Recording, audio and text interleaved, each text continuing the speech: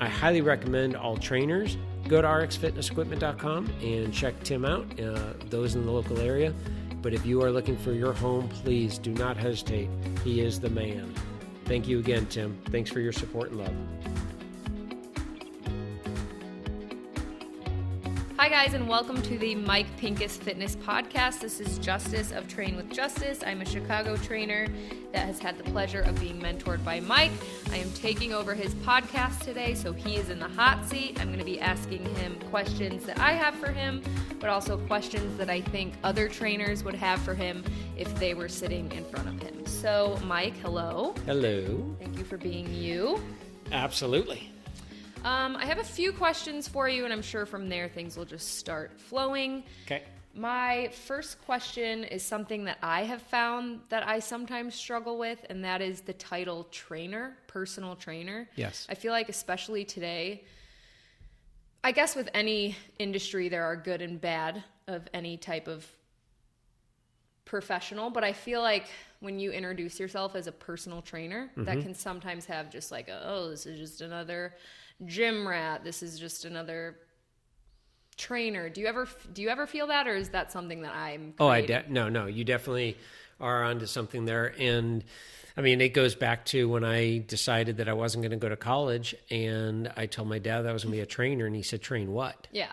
So I still, 30 plus years, I get that when a client introduces me to, we're at a party or Super Bowl party. Oh, this is my trainer. And everyone looks and like, well, what do you train him to do? Yeah.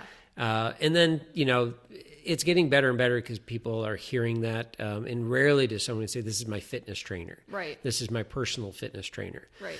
But yeah, no, you're definitely feeling that that's an accurate feeling. Okay. And I mean, I've even I am a certified functional strength coach. So sometimes I'm like, I'm a strength coach. right. But I'm still kind of finding how I like to introduce myself, because in that first 8 seconds is when the first impression is made. Exactly. And I just wondered if you've ever felt kind of hesitant to say I'm a trainer, or if you've just gotten over that and you're like, yep, I'm a trainer, or if sometimes and you I'd have kind to of get say that judgy feel that people are like, cool, you're a trainer. Yeah, and I'd have to say that I finally got over that feeling, and a lot of that was probably the support of Lisa, my wife, that and it's that validation of searching of saying, okay, I'm a trainer, and it's like, okay, but you have no idea what it takes to become a trainer. I don't care if you are day one and what you've put yourself through to understand the human body and understand how it moves, and understand the food, and understand recovery, and understand all of that stuff that we have to go through. And it's not rocket science by any means, but the client is coming to us thinking we already know all this stuff. So to put the one word on it as I'm a trainer, you could break it down. It's like, well, I'm in training. Right. Yeah. It's like, I train dogs. Yeah. Right. Do you really? No. Well, bear. But you get to the point where it's more than that. And a friend of mine who's a trainer, somebody had said, oh, you guys are trainers. And we looked at each other and started laughing. It's like, well, we're motivators. We're trainers. We're therapists. We're coaches. We're coaches. We wear 10 hats. Yeah. To put a name on it, it is personal fitness trainer, movement specialist. Yeah, there's a lot of them. But yeah, I think a lot of it is getting past all that and knowing of what you are doing for somebody. And if you can get that to yourself and understand it, then yeah, whatever they think it is, who cares? Okay. Yep. Love that. Good question. So as you know, as we all know in this industry, there are so many specializations, certifications, this, that. As someone who's been in the industry for so long, when is it that you feel like you want to brush up on something, or that you're interested in something, and how do you choose what continuing education you want to do and when, or do you not? Do you do all that research on your own? Do you look to the internet? Do you go to seminars? What is your way of deciding when you want continuing education and why? to stay relevant, to stay fresh, to stay motivated. I feel like a lot of times certifications, you learn something, but you kind of leave with a new, fresh kick in the butt about what you're doing every day. So when I first started out with NASM, that was technically my second certification. The first one, I can't remember what it was called. It was a very small certification. But I went through NASM, and I was fortunate enough that there's a guy by the name of Jack Mogan who challenged me to take the certification in the first place. And he taught at NASM. He was what we called one of the professors of NASM. And oddly enough, he taught interpersonal skills. So it's kind of funny as I'm saying this and thinking that it's kind of crazy that of all the people on staff there, that this is the guy that I connected with, and what he was the one actually doing is teaching us how to connect with others.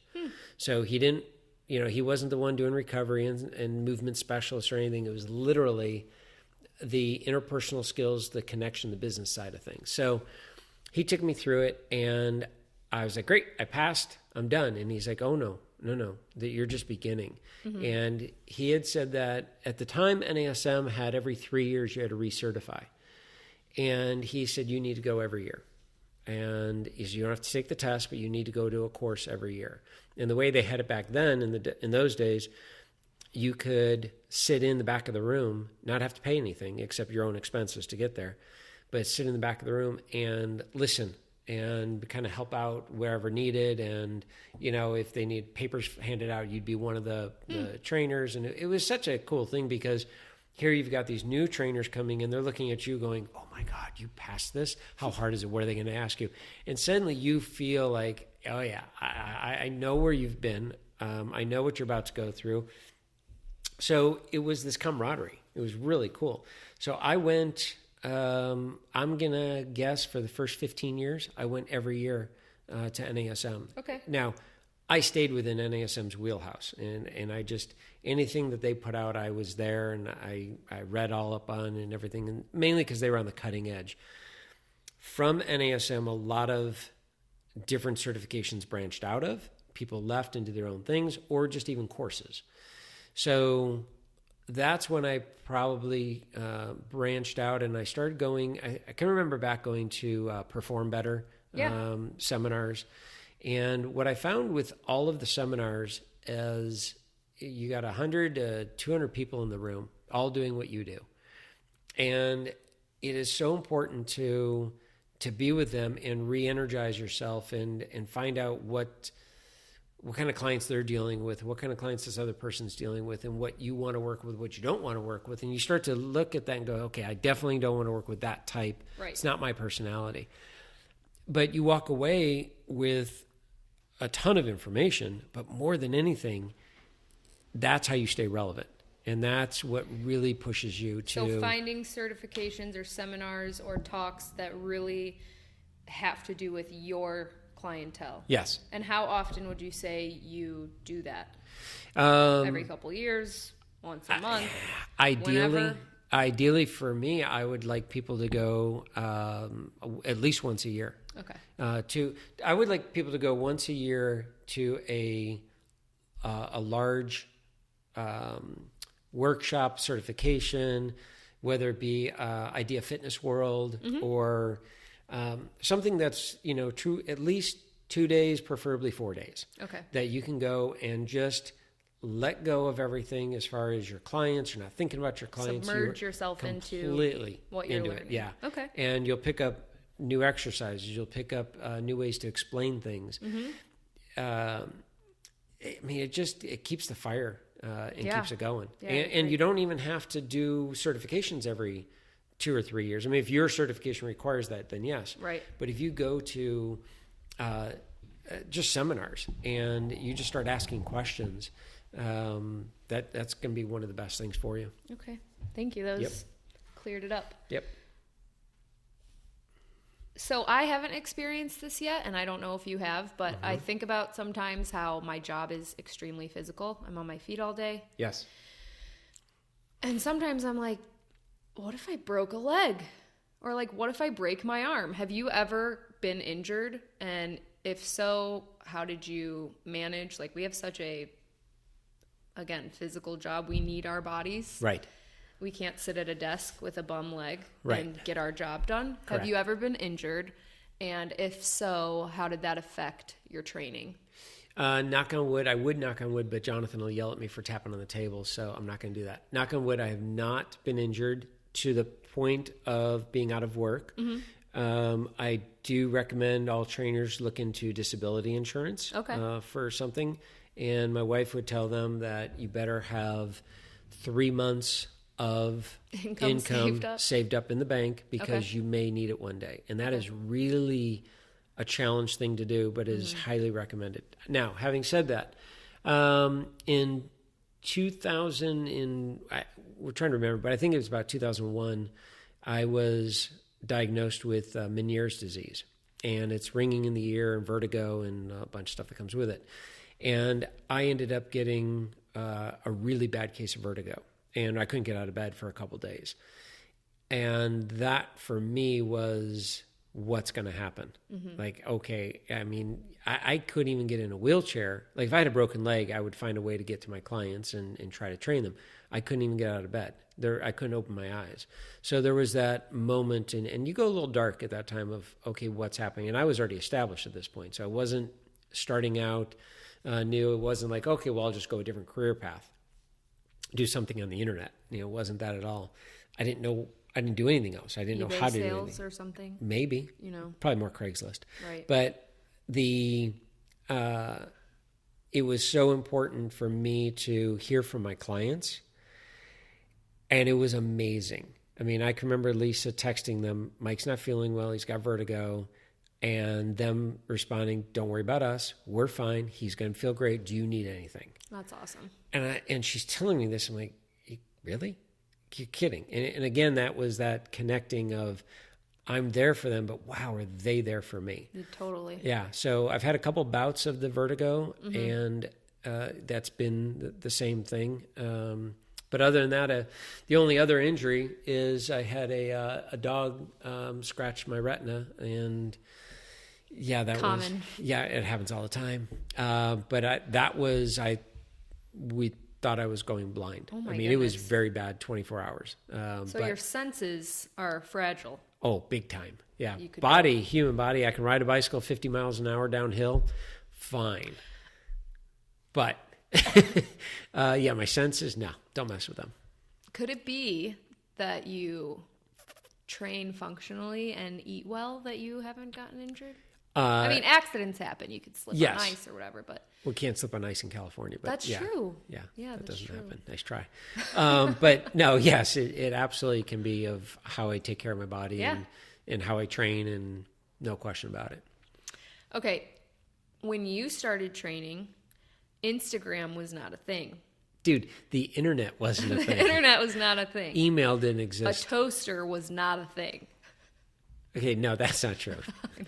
We had a toaster. Anyway, when I started training... We did have a toaster. I've got... Probably. You're not that old. Right. I mean, you're old, but you're not that old. I'm sure you got a toaster for your bagels. All right. So I, the oversaturation of trainers and types of trainers and fitness Instagram girls doing donkey kicks till their legs fall off. That is overwhelming to me, and has to be overwhelming to my clientele of all ages. How have you transitioned from, basically not having the internet and that oversaturation and that constant comparison and the constant new ideas and the constant, is that person actually certified to be telling people what to do? How is that super frustrating for you? Or do you think it's amazing because it's opening eyes to different types of workouts? It's motivating people. What do you think about Instagram and YouTube and all that jazz? Gosh. Well, first, if we are ever sponsored by Instagram, I love them. But until that time, I wish it would blow up. Okay. So I can remember when you came out to do my mentorship program, and we were sitting at Urbane Cafe, and we were waiting for our food, and you were going through your phone, and you turned your phone and you pointed to me and you're like, look at her. And I said, stop following them, because this is fake, and you know it's fake, and because you come from a modeling background, so you know what can be airbrushed. And we started swiping through this person's, all her pictures. And I said, knock it off. This is crap. I remember this like it was 2 seconds ago. Yep, exactly. Yep. So the problem with the internet in the fitness industry is everyone is a trainer. Everyone's come out of the woodworks, and they all think they know what they're doing. And they have all these online training programs and all the different contests, and train the way I train and eat the way I eat. And this is how you're going to look. You know, back in the late 80s when I started training, trainers were basically created the guy with the biggest arms and the girl with the best butt. They were the trainers. And the reality was that clients went to them and said, how do I get my arms to look like yours?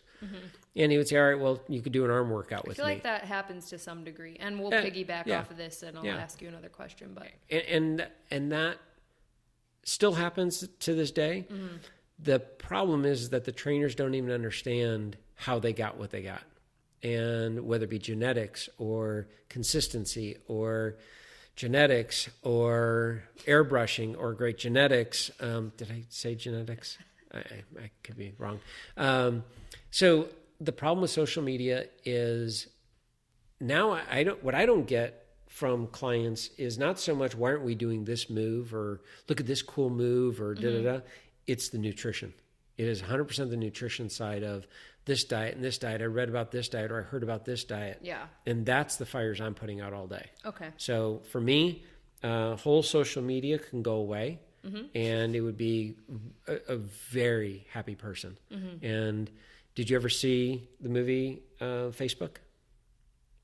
Yes. Okay. So if you look at how this whole thing came about and why it came about, that's what's crazy. It was created because it was an angry person wanting to get back because a girl would not pay him, give him attention.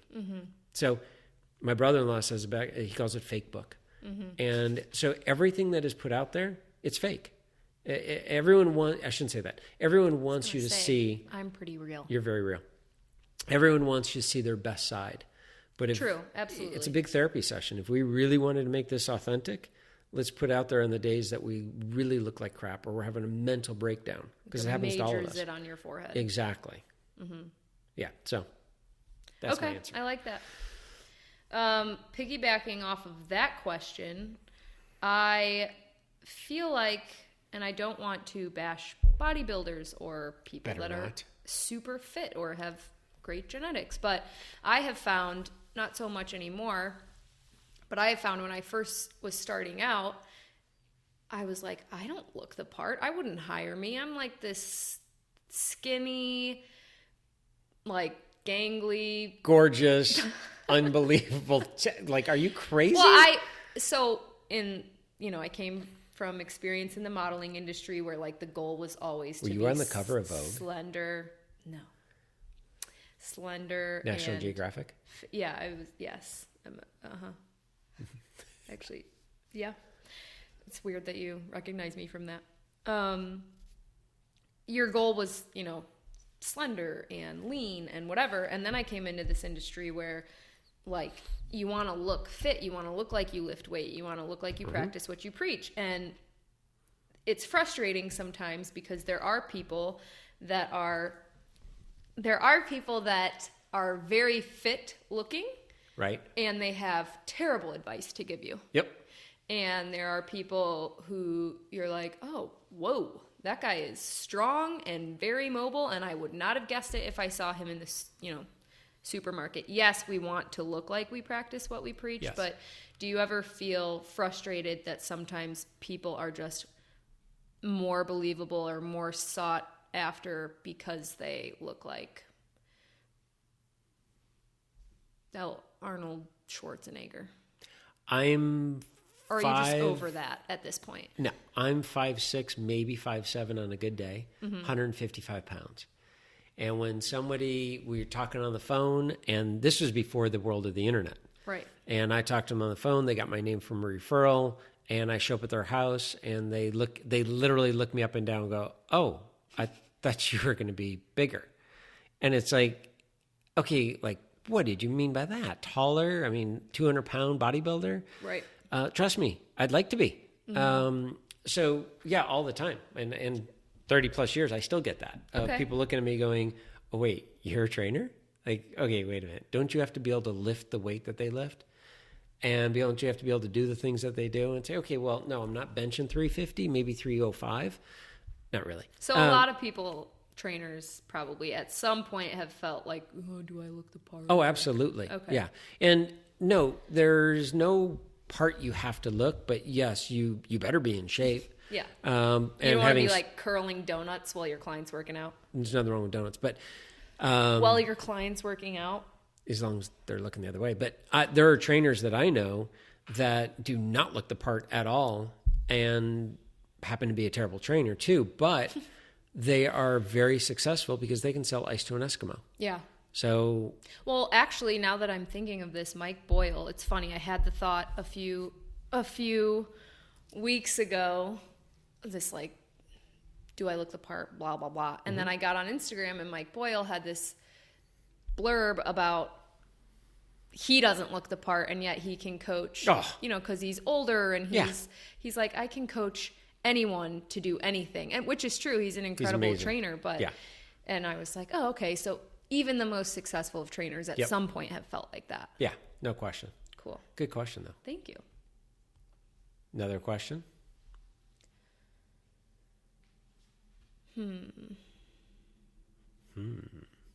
Has having your place of work being right outside your back door, Mike has a 3-car garage for those listening that he has converted into a amazing home gym with everything he could possibly need to get people into the best shapes of their lives. Has that been a huge game changer? Did that give you like a new fire under your butt to do what you love doing, or does it not matter to you where you work? Oh, I thought it was gonna. That was the plan. So we moved into this house in 2015, and it has the guest house, and there's the garage. And so I always wanted to own my own studio. And Lisa said, it's never happening. There's just no way.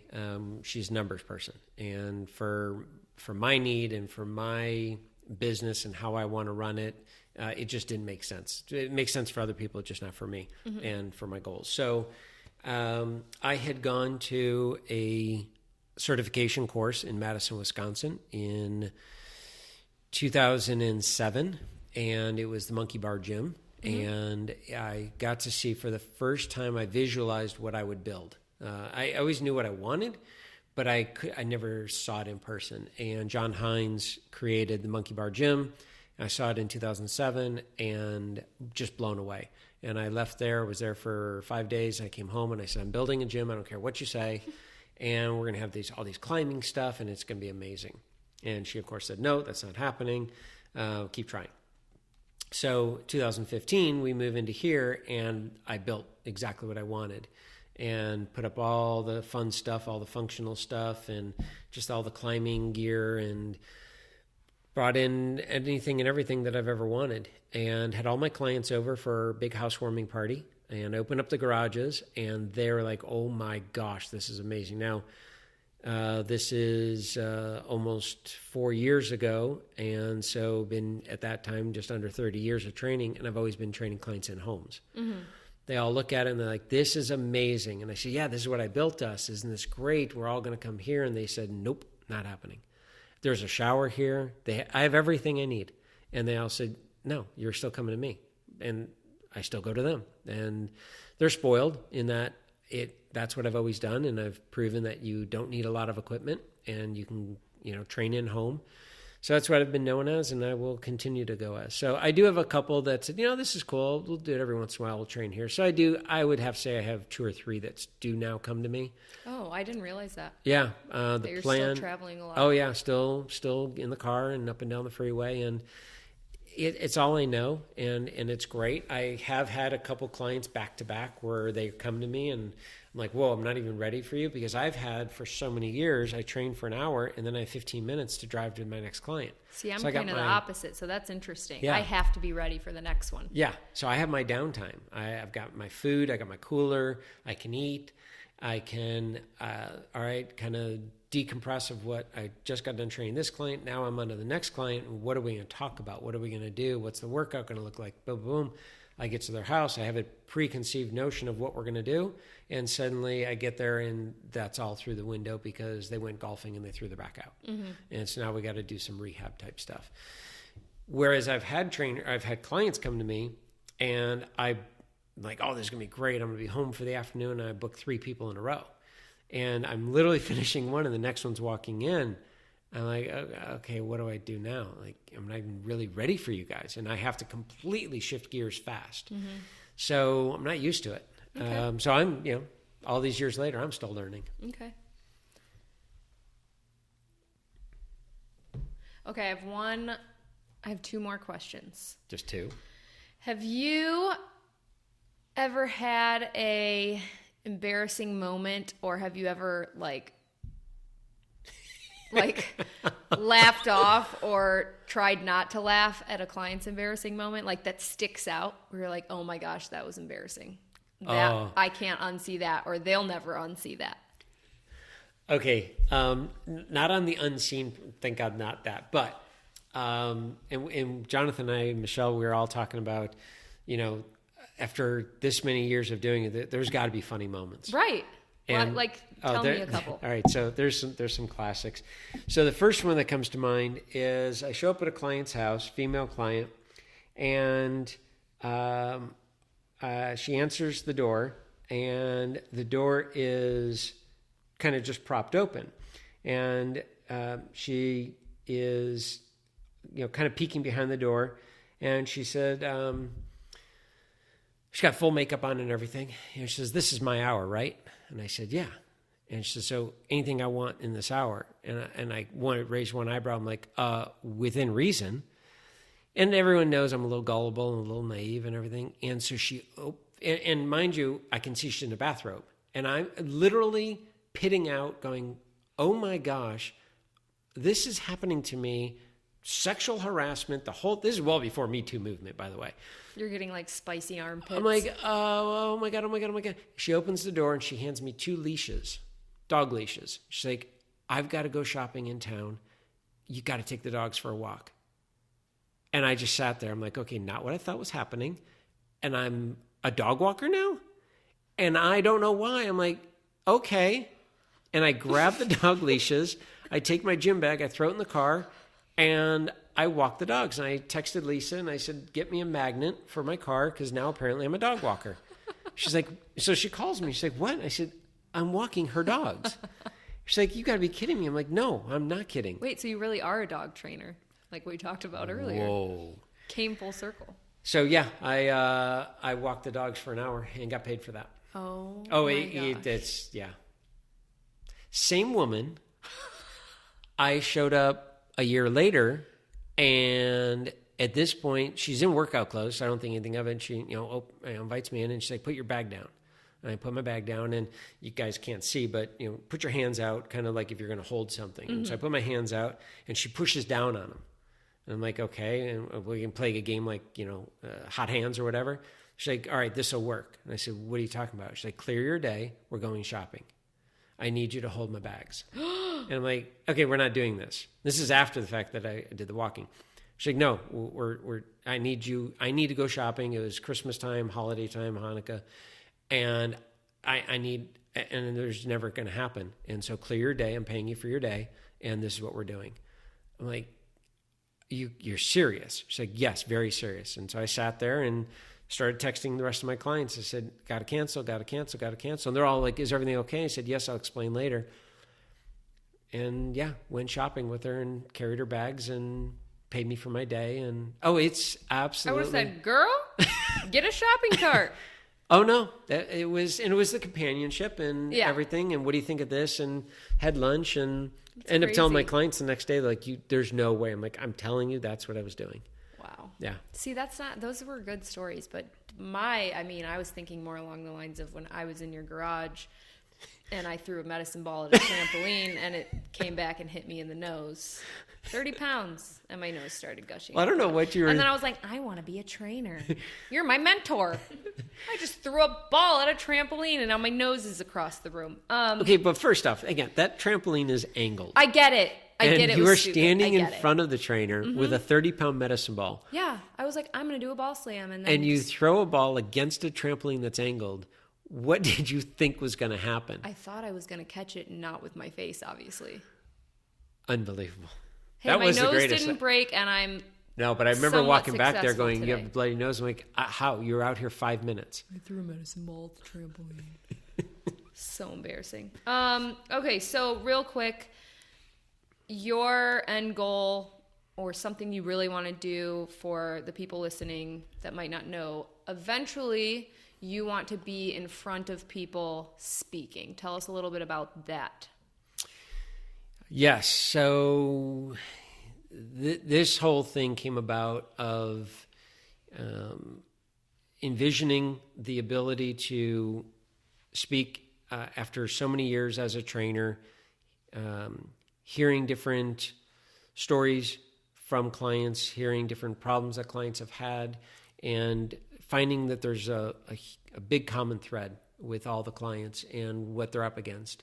And like we talked about earlier, as far as social media, and they're being bombarded with more and more information on nutrition and ways to train, high intensity interval training and CrossFit, and I mean, it just goes on and on of they feel that this is what they should be doing. And I find I spend majority of my time as a trainer dispelling myths and explaining to clients that it's not that hard. It's not rocket science that we're doing. You have the tools. I've taught you the tools. Explain them to me. Mm-hmm. You know how to do it. So I'm like, okay, if my clients, 12, 15 clients that I carry on a regular basis, if they're having this, there's got to be more people out there. So, boy, wouldn't it be great to be able to work with a lot more people? So, okay, yeah, write a book. Okay, do a podcast.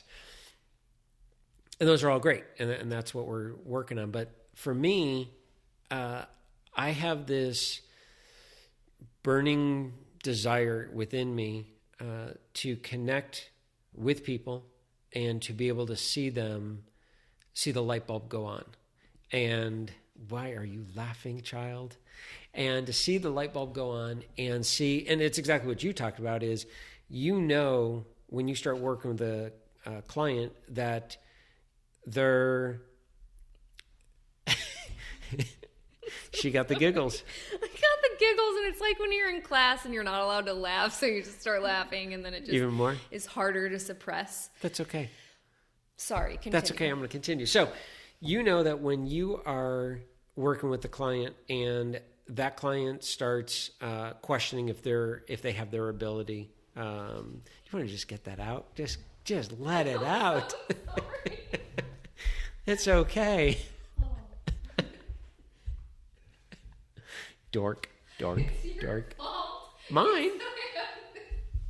Burning desire. Sounds like a personal problem. I'm so sorry. You could have said it. We've been in this spot a long time. That would have been good to add. Sorry. We're still rolling, so it doesn't matter. It was a really serious time, and that's when that usually happens, when you shouldn't be laughing, and then I'm really sorry. Okay, so you're working with a client, and you had said earlier, when you're working with a client and that their full potential, and a year, 3 months, a year, whatever it is later, that all of a sudden it hits them, and you're like, yes, that's what I've been waiting for you to pick up on it. Right, my favorite moment. Yeah, that's your favorite moment. So, I've asked myself the question of why me?